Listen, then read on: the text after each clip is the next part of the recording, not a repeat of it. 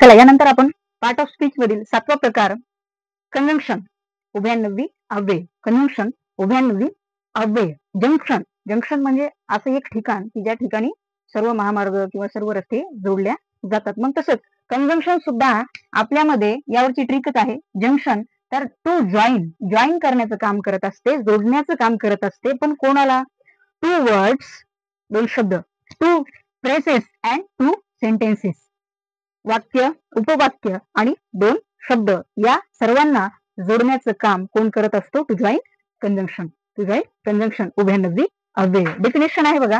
A word which joins two nouns, pronouns and two sentences is called conjunction. Two nouns, pronouns, two sentences is called conjunction.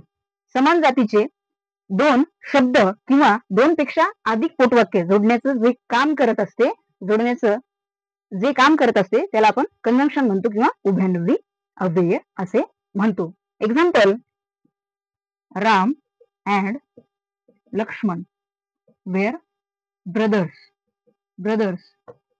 Okay, next, he reads not only lesson but also poem.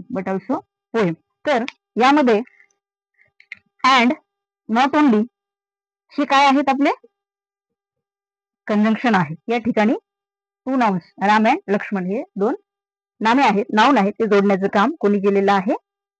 अँडनी केलेलं आहे. आणि ही हा pronoun आहे आपला, त्याला सुद्धा जोडण्याचं काम नॉट ओनलीने केलेलं आहे.